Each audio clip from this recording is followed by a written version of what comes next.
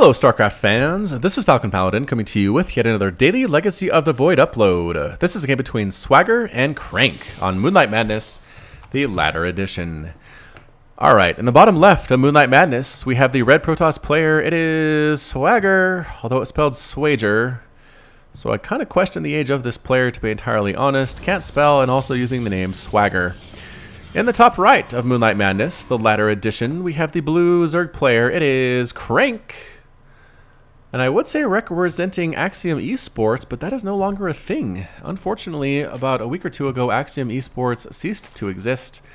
It does not function anymore, and CranK has some plans. He did post on Reddit that he wants to coach existing esports players, he wants to continue streaming, and he has some other stuff in the future for him, but I hope to continue to get replays from him because he's a really great player, South Korean pro, goes random on the Legacy of the Void ladder, even though here I think he did choose Zerg, so that didn't happen, but regardless, here we are in a ZVP. I like CranK a lot. I don't think I like Swagger very much, so I'm going to try to hold the bias out of my casting, but we'll have to see. CranK does main Protoss, and so the fact that he's going Zerg here, it's not his main race, which I think might be a good sign for Swagger. But here we go with the early Nexus coming out for the Protoss player.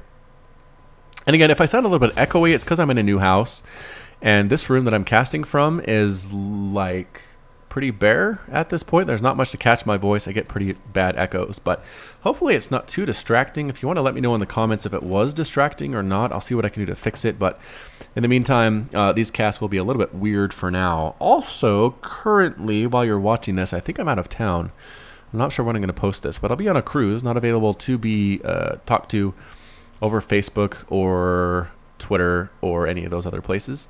So if you don't hear from me, please don't think I'm dead. I'm still keeping the cast up. I am just completely out of range of the internet, which is something I don't think I've been in 10 years at this point. So pretty crazy stuff.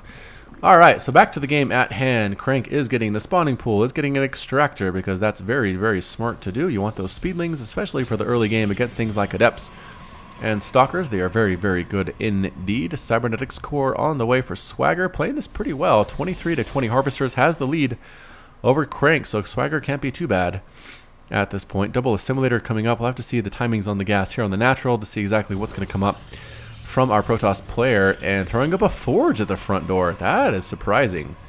Weird place for a Forge. Also kind of early timing for a Forge, unless there's a +1 attack on the way or just some cannons. Swagger wants up. I'm not sure Swagger knows who CranK is, but I'd feel a little bit worried playing against a professional StarCraft 2 pro. So transferring some workers on over, getting queens, very, very important. Is there enough for a queen over here? There is. CranK timed this out, so he had queens on all three of his hatcheries pretty much immediately. Well played. Good sir. So here comes the Forge. What's the answer going to be here? Is it going to be a cannon? A +1 attack, +1 attack. All right, so Swagger has an idea in his mind to go for that +1 attack with the Warp Gate on the way, as well as a Stalker, so not going for Adepts. Playing more of a Heart of the Swarm style here with that Stalker first. Here come Forlings. They're going to start to work on this debris.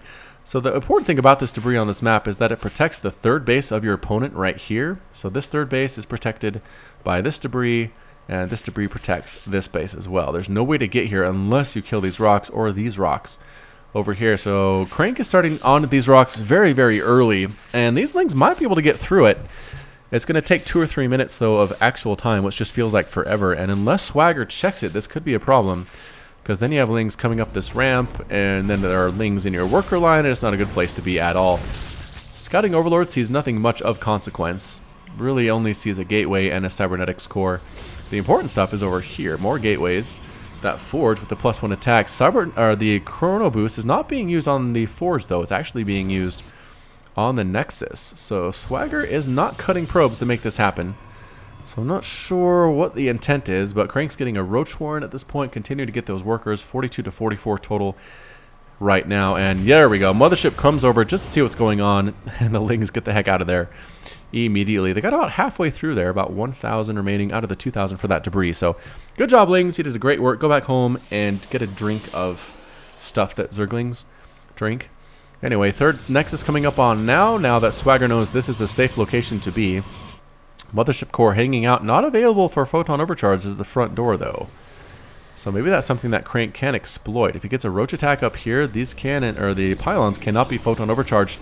Also, I think this pylon is powering this, and this. I'm not sure. This actually might be in range of this pylon.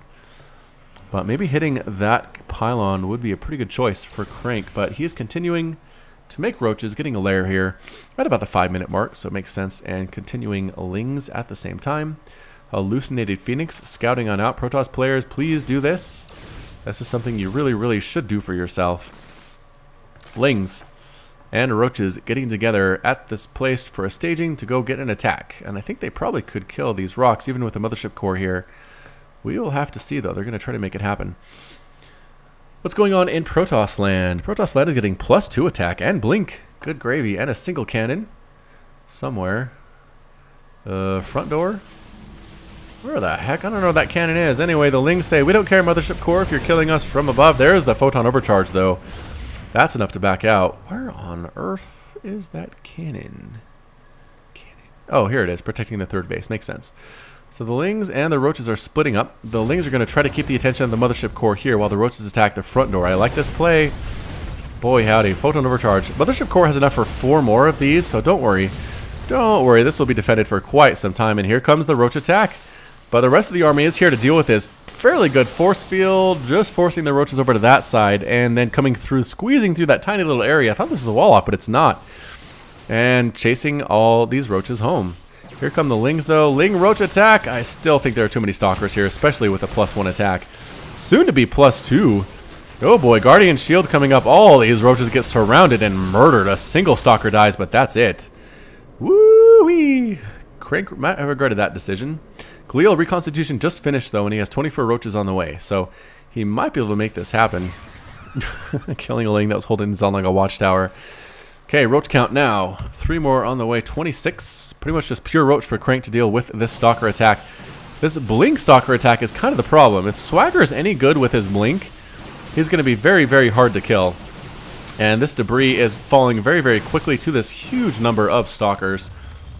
16, 17, 22, 25 stalkers on the way. This is definitely some kind of a crazy 3-base all-in stalker play by Swagger. And here comes the concave trying to get us around here on the stalkers, blinking the wounded ones back. Lings here doing a lot. Pretty good force fields, funneling the roaches along that left side, keeping a bunch of them stranded. These guys at the bottom of the ramp can't attack at all.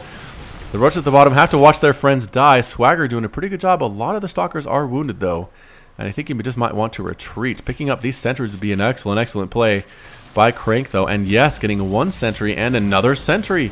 No more force fields available. The roaches can get right on top of the stalkers now, and that's exactly what they are trying to do. The blink stalkers are trying to extend their lives by blinking back very, very well. But the roaches say, we don't care.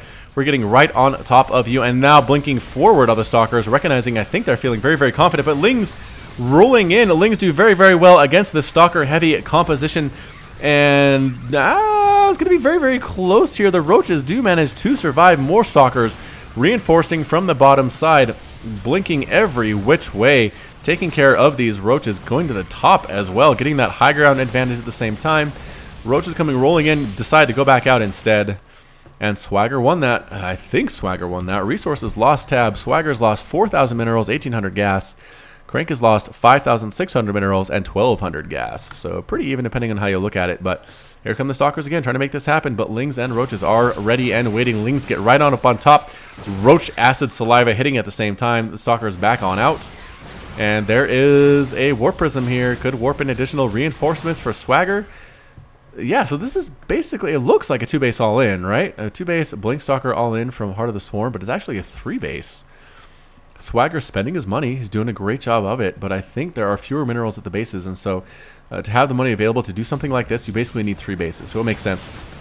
Lings again, roach count looking a little bit scary here for CranK. He is doing nothing but making roaches and Lings, 20 Lings in production at the same time. Good high ground blink. The roaches are pretty much being exposed for their lack of speed here and their lack of versatility, but 2 more roaches in production, warping in a whole ton of stalkers here. Roaches coming at the wrong place, wrong time, get destroyed immediately.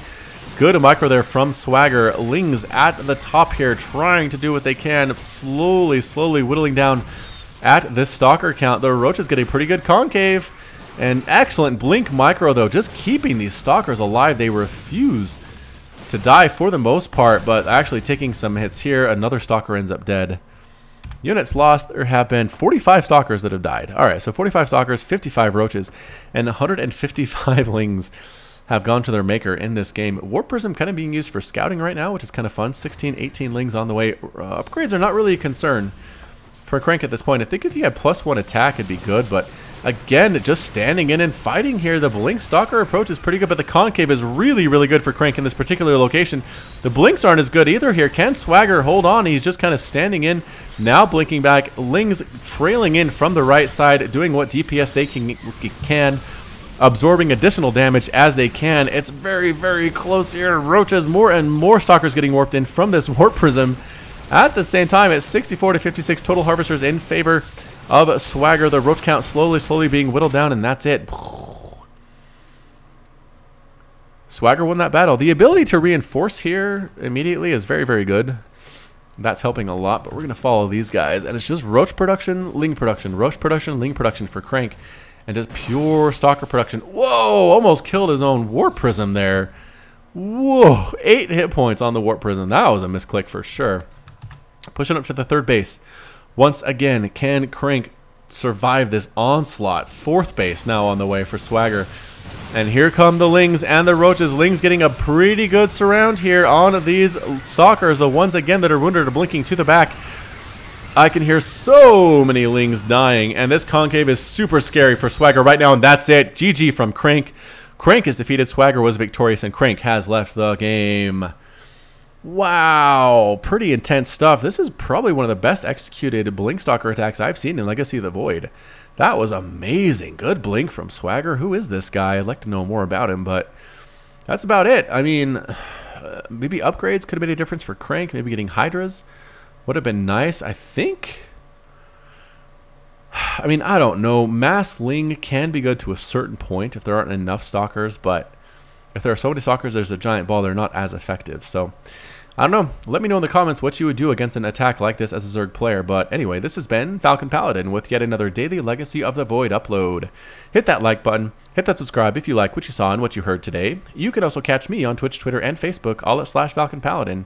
And until next time, as always, you take care of yourself.